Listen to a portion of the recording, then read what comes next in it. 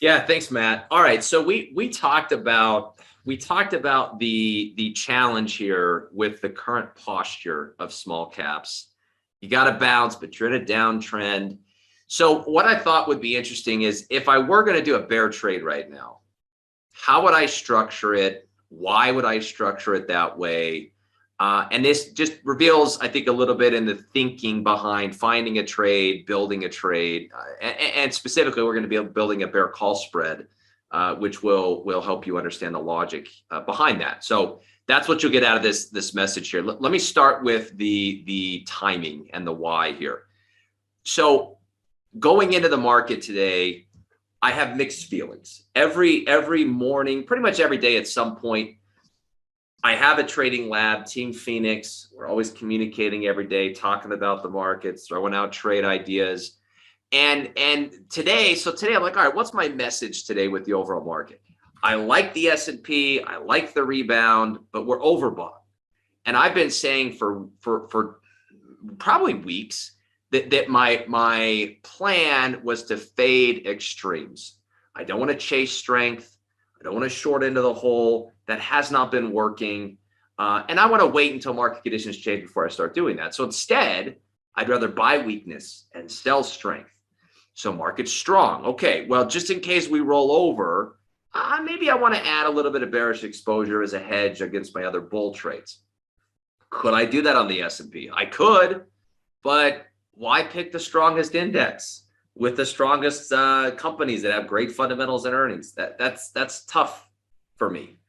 I could do the NASDAQ, and I kind of like the NASDAQ, right? Tech's been underperforming, but Google and Apple and Microsoft are also heavy components there. So when I went through the indexes, I'm like, the one I think that has the strongest case for doing something bearish is small caps. So I want to do IWM or RUT, right? The Russell. And I'm thinking that.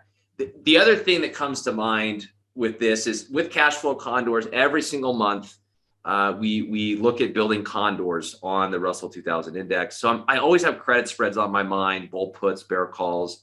And there's two ways you can trade those. You could do both at the same time, sell a bull put, sell a bear call simultaneously, or you can get clever and get creative, get a little cute, and try to do one side first and leg into it, in other words.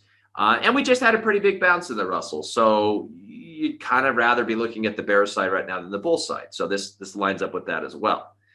So that's the thought process. Now, when you look at the Russell here, 3 up days. Now I got a red bar today. Today's a potential trigger bar, meaning if you're going to sell the rally, how much evidence do you want that you're encountering sellers? The Russell's down 1% today. Do you want to wait for it to go down 2% or 3%? Like you're getting some evidence that we're encountering resistance. Some would say enough evidence to pull the trigger on a bear trade. So what do you want to do? Do you want to buy puts? Do you want to short the stock? Do you want to do a put spread?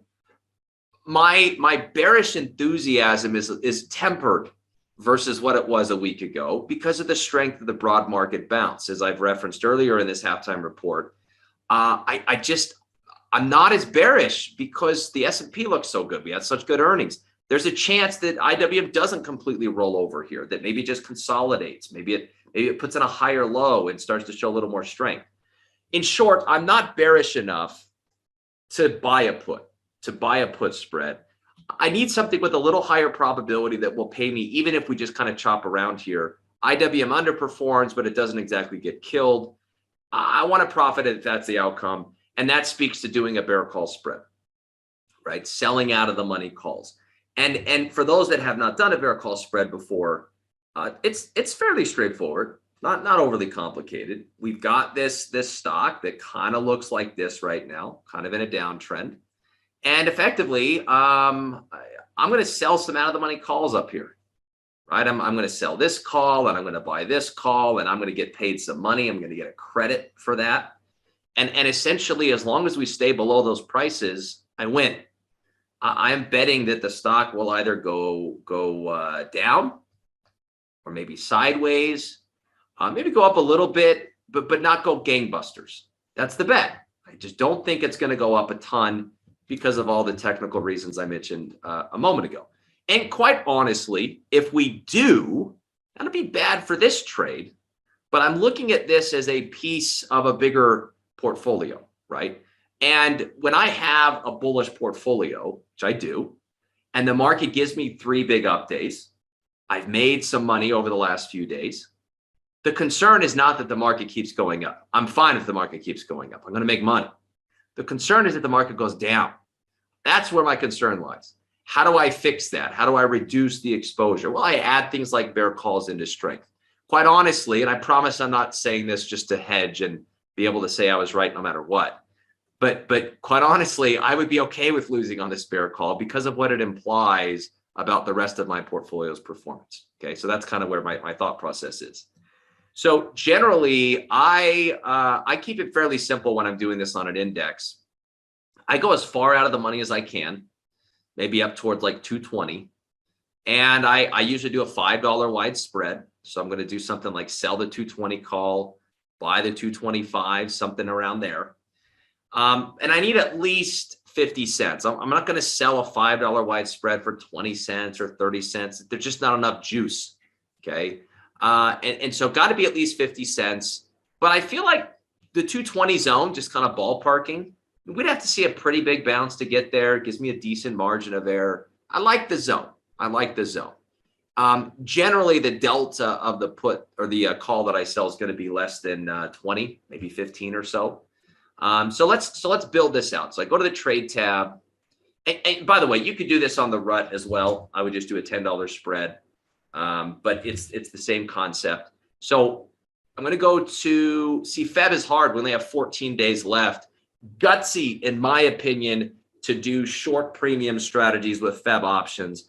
I'm on my way to March. Okay. I'm always selling 30, 45 days out. So March, I like the margin of error a lot better, less gamma risk, moves a little slower, better for my taste.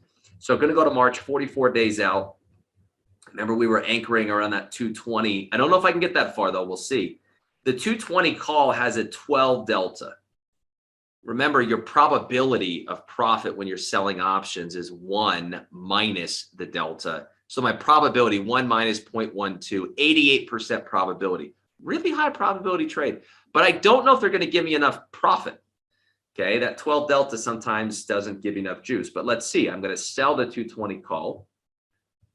And if I just stopped there, if I just said, let's just sell calls, you could, but it's known as a naked call and you have open-ended risk and they're going to tie up quite a bit of capital. So to make it more defined risk, lower cost, I'm going to couple that short call with a long, further out of the money call, the 225. And so I control click on the ask to build that. It's 45 cents on a $5 spread. Hey, I said I want 50 cents. That's not good enough. So I can't go to 220. Maybe I go 219, 224. Okay, 52 cents. That's cool. You just maybe go one strike closer. Had to sell a 13.5 delta instead of a 12 delta. Okay, so 50 cents or so. Could I go even closer? Sure. I would be fine with anything up to 215 from a delta perspective. I just wouldn't go any higher than that. But looking at the chart, I kind of feel better about 219 than I do about 215. 215 is the 50-day moving average. And this is where personal preference comes in, right? Trader A builds a bear call at 215. Trader B builds a bear call at 219.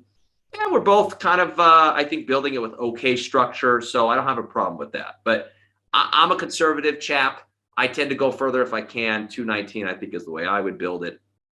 So I build out 219, 224 bear call, 52 cents-ish.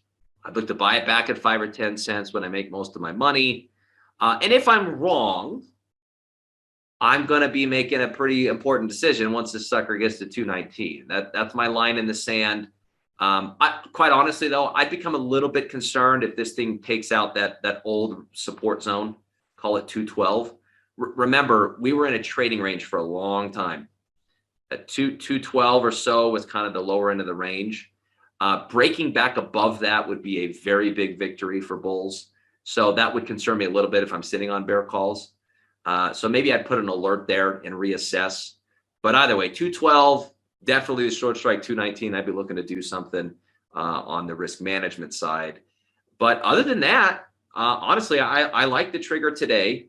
You could wait till tomorrow or use today's low if you want more evidence that we're going down, personal preference there.